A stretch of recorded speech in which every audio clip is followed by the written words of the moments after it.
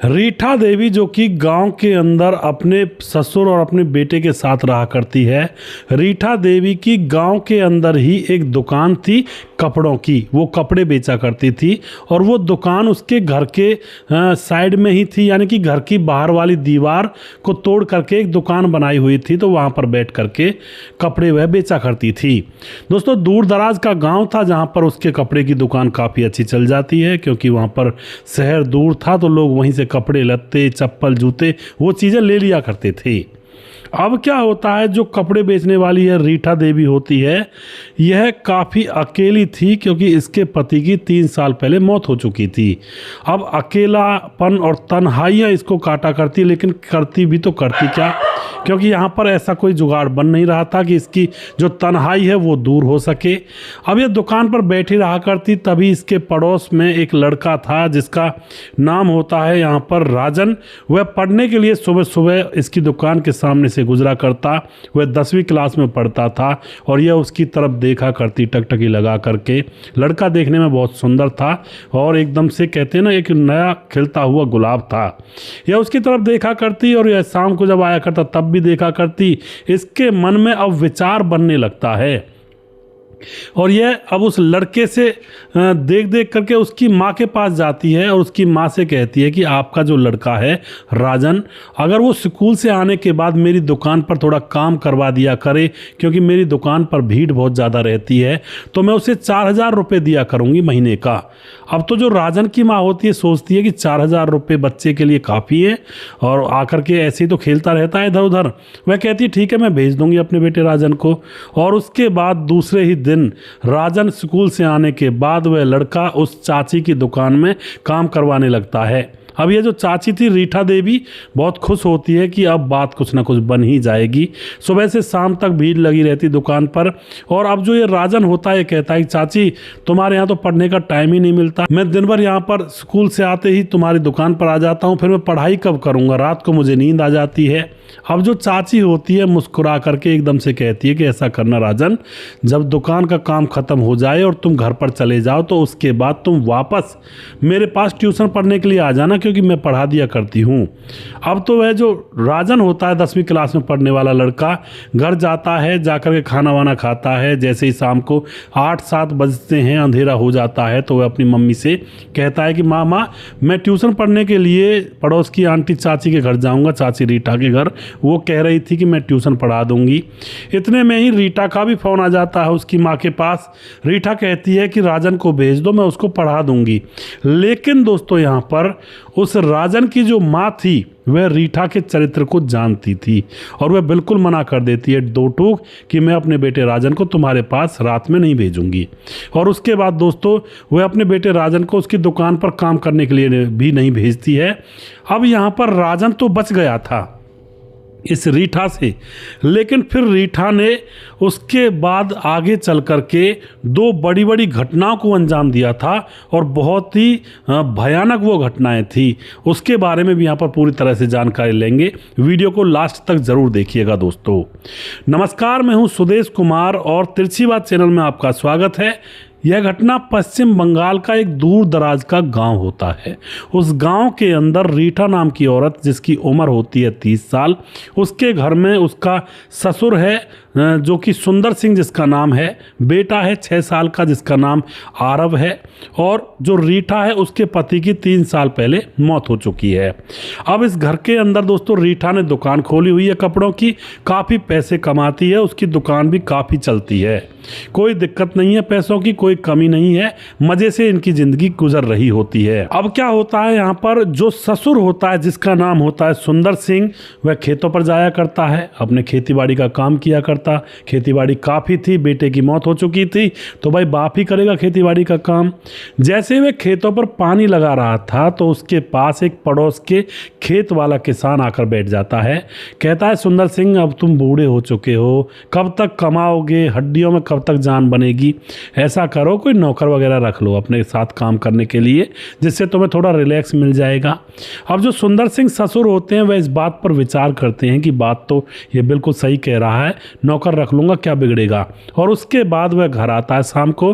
घर आ करके अपनी बहू रीठा से कहता है, रीठा बेटी मैं एक नौकर रखूँगा काम धंधा करने के लिए घर पर, और कल वो नौकर आ जाएगा, लेकिन मैं शायद हो सकता है कल कहीं जाना पड़ जाए, और वैसे मैं कोशिश करूँगा कहीं ना जाऊँ, मैं नौकर से कहकर आया हूँ। तो वह गांव के नौकर जिसका नाम होता है चरण सिंह, नौकर तो क्या कहेंगे, वो एक बेचारा मजदूर टाइप का था, उम्र 27 साल थी, वह नौकरी वगैरह कर लिया करता, लोगों की मजदूरी पर चला जाया करता। तो उससे जा कर के जो पिता सुंदर सिंह होता है वह कहता है कि यार चरण सिंह हमारे खेतों का काम तुझे करना होगा, मैं महीने की सैलरी तुझे दे दिया करूँगा, और बता तू काम कर पाएगा या नहीं। चरण सिंह कहता कोई दिक्कत नहीं है काका, मैं आपका काम करवा दिया करूँगा, और मुझे रोज़ रोज़ मजदूरी के लिए भी नहीं जाना पड़ेगा, इकट्ठी पेमेंट आपके पास से मिल जाएगी। तो चरण सिंह से वह कह आता है, और आकर के ससुर अपनी बहू से कहता है कि चरण सिंह आएगा कल और काम करने के लिए, और उसको समझा देना। अब उसके बाद ससुर अपने रोटी पानी खा करके सो जाता है।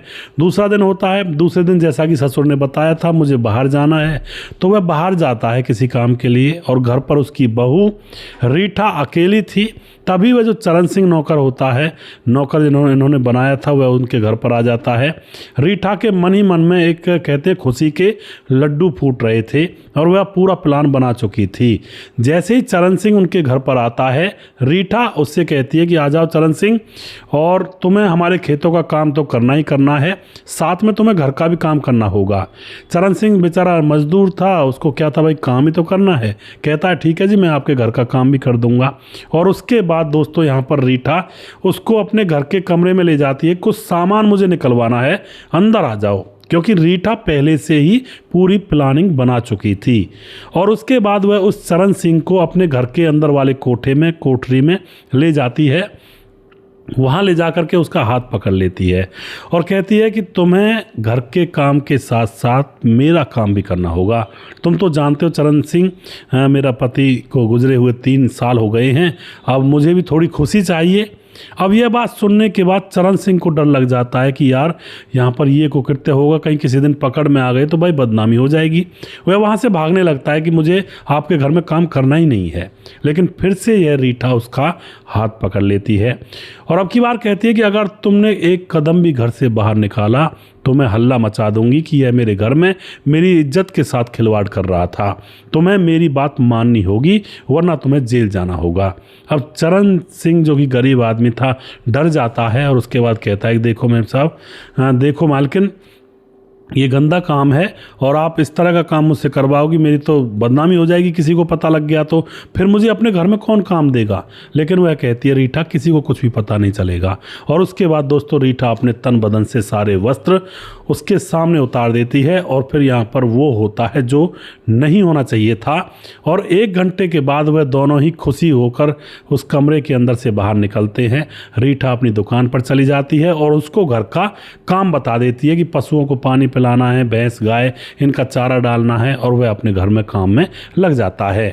अब तो यह मौका रीठा को बार बार मिलने लगा था, क्योंकि जब वह घर का काम करने आता तो कई बार उसका जो ससुर होता है वह खेतों पर होता, कई बार ये ससुर के साथ जो नौकर है वह काम करवाया करता। ससुर खाना लेने के लिए भेज दिया करता तो ये खाना लेने के लिए जैसे ही घर पर आता तो उस टाइम यहाँ पर चौका छक्का लगा जाया करता। रीठा की और इस नौकर की बड़ी अच्छी बन रही थी, कोई दिक्कत नहीं थी, मज़े में थी। तभी एक दिन क्या होता है, इसकी पड़ोसन होती है जिसका नाम होता है आरजू। आरजू का पति जो कि विदेश रहा करता था वह रीठा की दुकान में आ जाया करती और पूछा करती कैसा हाल चाल चल रहा है, कैसी ज़िंदगी कट रही है। लेकिन अब की बार आरजू देखती है रीठा तो बहुत ही मुस्कुरा रही है, बहुत ही खुश लग रही है। आरजू पूछती है कि तुम्हारी खुशी का आखिर राज क्या है, हमें भी बता दो। अब जो रीठा होती है अपनी उस सहेली को सारी बातें बता दिया करती थी, उससे हंसने लगती है, कहती है कि मेरे तो मज़े ही मज़े हैं, नौकर जो हमारे घर आता है ना इससे मैं तो काम चला रही हूँ। अब तो यह बात सुन करके आरजू को लगता है कि इसके तो मज़े हैं, जब पति नहीं है तब भी मज़े हैं, और मेरा पति विदेश में है, मैं बहुत दुखी हूँ, अब मुझे भी कुछ ना कुछ करना होगा। वह अब रीठा से कहती है रीठा मेरी भी बात बनवाओ ना, तुम तो बड़े मज़े ले रही हो। अब यह बात उन दोनों के बीच में गुप्त रहने वाली थी, क्योंकि वो दोनों सहेलियाँ एक दूसरे से बातचीत कर लिया करती सकती थी। अब उसके बाद जो रीठा होती है वह मुस्कुरा जाती है और कहती है आरजू से कि तुम्हारा काम कैसे बनवाऊँ, तुम्हारे घर भेज दूँ क्या उसको। लेकिन आरजू कहती है नहीं, मेरे घर तो मेरी सास रहती है, मेरे घर कैसे भेजोगी, वो तो बहुत निगाह रखती है मेरे ऊपर, बस तुम्हारे पास आ जाती हूँ और इसलिए मुझे ढीला छोड़ देती है, वरना तो मैं कहीं जा भी नहीं सकती। तो उसके बाद रीठा कहती है कि चलो मैं तुम्हारा इंतज़ाम करती हूँ, तैयार रहना तुम। और उसके बाद क्या होता है दोस्तों, उसके बाद जो रीठा होती है वह सोचती है कि मेरे घर में मेरा बेटा भी है, मेरा ससुर भी है, ये सब लोग सोते हैं, दिन में करेंगे तो किसी को पता लग सकता है, रात में ही ये मामला निपटाना पड़ेगा। तो अब रीठा प्लानिंग बना करके दिन में मेडिकल स्टोर पर जाती है और वहाँ से कुछ नींद की दवाइयाँ लेकर आती है, क्योंकि कुछ समय पहले मेडिकल स्टोर वाले से भी उसका अफेयर था और उसके साथ भी वह मौज मस्ती किया करती थी। मेडिकल स्टोर वाला जानकार था और उसके बाद उसको नींद की गोलियां दे देता है और पूछता भी है क्या करने जा रही हो। इतने में ही रीठा बोलती है कि तुम हाँ मुझे कुछ कॉन्डम वगैरह भी दे दो। और उसके बाद वह मेडिकल स्टोर वाला इसको सारी चीज़ें दे देता है और बदले में वह मेडिकल वाला इससे कुछ वहाँ पर फीस मांगता है। हाँ आप समझ रहे होंगे कौन सी फीस, यह उसके मेडिकल के अंदर वाले कमरे में चली जाती है और 15 मिनट में उसकी फीस उसको दे करके वहाँ से सामान लेकर अपने घर आ जाती है। क्योंकि आज रात यहाँ पर घमासान होने वाला था। घर पहुँचती है, घर जा करके सारे सामान को अलग से रख देती है और अपनी सहेली आरजू के पास फ़ोन करके कहती है कि आरजू काम बन जाएगा, मैं सारा मामला सेट कर दिया है मैंने और शाम को तैयार रहना। अब तो उसके बाद शाम हो जाती है, शाम को खाना बनाती है रीठा।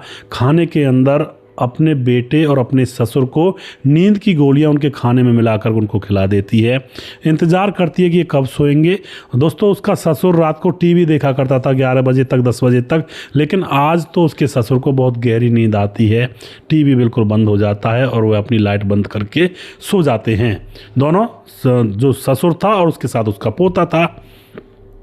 अब रात के 11:30 बज जाते हैं और पहले ही ये रीठा कह चुकी थी कि तुम्हें रात को मेरे घर आना है, उस नौकर से जिसका नाम होता है चरण सिंह। अब रात को जैसे 11:30 बजते हैं तो रीठा अब अपनी सहेली से कहती है आरजू से कि आ जाओ, मौका है। आरजू जैसे तैसे दीवार कूद करके उसके घर में आ जाती है और उसके बाद जो रीठा होती है वह उस नौकर जिसका नाम होता है चरण सिंह उसके पास फ़ोन कर देती है। चरण सिंह को पता था कि आज यहाँ पर कुछ ना कुछ युद्ध भूमि में लड़ाई लड़नी होगी, वह तैयार था पहले से ही। और उसके बाद चरण सिंह कहता है ठीक है भाभी जी मैं आ रहा हूँ, मालकिन से कहता है। अब चरण सिंह चुपके से उनके घर के सामने आ जाता है। घर के अंदर एक कमरे के अंदर दोनों सहेलियां बैठी हुई थी और वह देखती हैं कि चरण सिंह रास्ते में खड़ा हुआ है, तो चुपके से दरवाज़ा खोल करके चरण सिंह को अंदर बुला लेती हैं और दरवाजे को बंद कर देती हैं। फिर उसको अपने कमरे में ले जाती हैं। वहाँ ले जा करके दोस्तों एक बात बताना भूल गया, वो पावर बढ़ाने की गोलियां, शक्तिवर्धक गोलियां भी लेकर आई थी। तभी उस मेडिकल वाले ने मजाक किया था कि भाई किसको खिलाओगी, तुम तो विधवा हो। तो अब यहाँ पर उसको अंदर ले जाती है, अंदर ले जा करके उसके कपड़े निकाल दिए जाते हैं और दोनों ही भूखे भेड़िए की तरह दोनों ही उससे लिपट सिपट जाती हैं। उसके बाद यहाँ पर दोस्तों कुछ देर के बाद इनको लगता है जो रीठा है भाई मज़ा नहीं आया और उसके बाद 2 गोलियाँ दूध में डाल करके उसको गिलास में पिला देती है। उसके बाद तकरीबन आधे घंटे तक वह प्रेशर में रहता है, ताकतवर रहता है और उसके आधे घंटे के बाद वह भी फिर दोबारा से हार जाता है, थक जाता है, क्योंकि दोस्तों एक ही आदमी था, 2 औरतें थी। अब जो रीठा होती है उनका मन नहीं भरा था। उसकी सहेली कहती है आरजू की यार मन नहीं भरा और कुछ करो ना, इससे कहो ना। अब यहाँ पर क्या होता है, रीठा तो पहले से तैयार थी, पावर बढ़ाने की जो शक्तिवर्धक गोलियाँ होती हैं उनको लाकर रखा हुआ था। अब वह अंदर जाती है रसोई में और 4 शक्तिवर्धक गोलियाँ और दूध के अंदर डाल करके फिर से गिलास को घोल कर ला देती हैं और इस आदमी को पिला दिया जाता है। इसको बताया नहीं गया था कि इस दूध के अंदर कुछ ऐसा मिला हुआ है और वह उसको उस गिलास को पिला देती हैं। और दूध को पीने के बाद अब दोस्तों कुछ देर 15 मिनट तो काम चल, फिर यहाँ पर क्या होता है, जो नौकर होता है उसकी सांस ज़ोर ज़ोर से चलने लगती है और जैसे उसकी सांसें ज़ोर ज़ोर से उखड़ने लगती हैं ये दोनों औरतें उसको हिलाने डुलाने लगती हैं कि क्या हुआ क्या हुआ। दोनों ही औरतों के शरीर पर एक भी कपड़ा नहीं था और इस आदमी के शरीर पर भी एक कपड़ा नहीं था। अब तो थोड़ी देर के बाद यह जो नौकर होता है चरण सिंह वहीं धड़ाम से उसी बेड पर गिर जाता है बेहोश होकर के। ये दोनों औरतें उसको होश में लाना चाहती थी लेकिन वह होश में आ ही नहीं रहा था और कुछ देर के बाद उसकी नाड़ी नवज छूट जाती हैं, यानी कि वह मर जाता है। झाग दे जाता है मुंह में कर। अब तो जैसी वह मर जाता है दोनों घबरा जाती हैं कि अब क्या होगा, ये तो मामला उल्टा पड़ गया। अब दोनों ही औरतें बैठी बैठी प्लानिंग करती हैं कि इसकी लाश को अगर हम ठिकाने लगा देते हैं तो किसी को क्या पता ये हमारे पास आया है। अब उसके बाद यही प्लानिंग करती हैं। फिर दोस्तों यह उसकी लाश के टुकड़े करती हैं। कुल्हाड़ी थी इनके पास और इसकी लाश के 2 टुकड़े करके बोरे में रख लेती हैं जिससे कि वो लाश को बोरे में रख कर ले जाना आसान हो जाए। उसके बाद घर के अंदर एक मोटरसाइकिल खड़ी थी, एक साइकिल खड़ी हुई थी जिस पर उसका ससुर जाया करता था खेतों पर। मोटरसाइकिल उसके पति की थी, उसको बेचा नहीं था। तभी जो रीठा होती है वह अपनी सहेली से कहती है आरजू से कि देखो मोटरसाइकिल तो हमसे चलाई नहीं जाएगी, किसी पर आती नहीं है, ये साइकिल खड़ी है, इसके कैरियर पर इन बोरियों को रखेंगे और रस्सी से बांध देंगे और फिर इसको पैदल पैदल चला कर ले जाएंगे और बाहर जो खेतों के पास में जो वो है ना तालाब उसमें डालेंगे। दोनों ही उसको रखती हैं कैरियर पर साइकिल के पर और दोनों एक धक्का देती है, एक आगे से हैंडल साधती है और पहुंच जाते हैं गांव के बाहर खेतों के पास बने हुए तालाब के किनारे। लेकिन दोस्तों वहाँ पर किसान खेतों में पानी लगा रहे थे। अब जैसे ही ये वहाँ पर जाती हैं तो कोई किसान अपनी मेड़ पर बैठा हुआ चांदनी छिटक रही थी तो इसको दूर से ही ये साइकिल से आती हुई नजर आ जाती हैं। वह किसान सोचता है कि ये कौन है, वह देखता हुआ इनके पास चला जाता है और एकदम से अपनी टॉर्च जला देता है। जैसी टॉर्च जलाई जाती है तो उन बोरे में से खून टपक रहा था और इन महिलाओं के हुस्न उड़े हुए थे, चेहरे बिल्कुल कहते हैं ना बदहवास से थे। अब तो वह किसान पहचान लेता है भाई ये तो रीठा है और ये आरजू है जिसका पति विदेश गया है और ये रीठा है, ये जो ससुर है इसका सुंदर सिंह की बहू। अब एकदम से पूछता है वह कि इसमें क्या है, खून कहाँ से टपक रहा है। वह एकदम से उस बोरे का मुंह खोलकर देखता है तो उसमें लाश थी। दोस्तों उसके बाद बाकी शोर मचा देता है क्योंकि सर्दियों के टाइम में आस पड़ोस के जो लोग होते हैं खेतों पर पानी लगा रहे होते हैं तो एकदम से जब शोर मचाता है तो आस पड़ोस के और बाकी किसान दौड़ कर आते हैं, वह सारा मामला देख लेते हैं और उसके बाद वह तुरंत वहाँ पर पूरा हंगामा मच जाता है। गाँव के लोग भी पहुँच जाते हैं और पुलिस के पास भी फ़ोन कर दिया जाता है। पुलिस वहाँ पर आती है, तुरंत इन दोनों को पकड़ा जाता है और इनकी अच्छी तरह से सुताई की जाती है। ये कौन है तब ये बताती है कि ये चरण सिंह जो हमारे घर का नौकर है वो है। हम दोनों अपनी वासना इसके साथ मिटाना चाहते थे लेकिन यह फेल हो गया और इसके बाद इसकी मौत हो गई और हमने सोचा हमारे ऊपर बात आएगी तो हम इसको बोरे में भर करके लाश को ठिकाने डालने के लिए लेकर आए थे। यह सारी घटना जब गाँव में और पूरे मोहल्ले में और पूरे इलाके में फैलती है तो लोग भी दांतों तले उंगलियां दबा कर रह जाते हैं कि भाई कुछ लोग ये भी कह रहे थे कि भाई पति दूर नहीं रहना चाहिए पत्नी से। दूसरी बात ये भी कह रहे थे कि भरी जवानी में कोई विधवा हो जाए तो उसकी दूसरी शादी करवा देनी चाहिए वरना ऐसे ही कांड होंगे। तो इस तरह की ये घटना थी दोस्तों। इन औरतों ने अपने ही जीवन को मुश्किल में डाल दिया और एक इंसान की जान ले ली और कई बार ऐसा हो जाता है। हालांकि इनका इंटेंशन नहीं था, इनका अंतर से मन नहीं था कि भाई किसी की जान लें, लेकिन गलती से हुआ था, लेकिन हुआ तो था ही और उनका काम भी गलत था। किसी को घर पर बुलाकर इस तरह से डबल डोज दे देना शक्तिवर्धक गोलियों की। तो आप जो भी कुछ कहना चाहते हो अपनी राय कमेंट बॉक्स में लिख सकते हैं। वीडियो के लास्ट में नाम मैं नहीं ले रहा हूं क्योंकि ये बहुत बड़ा वीडियो हो गया है। अगले वीडियो में नाम जरूर लूँगा। अगला वीडियो बहुत जल्दी फिर से लेकर आऊँगा। तब तक आप खुश रहें, सावधान रहें। जय हिंद, जय भारत।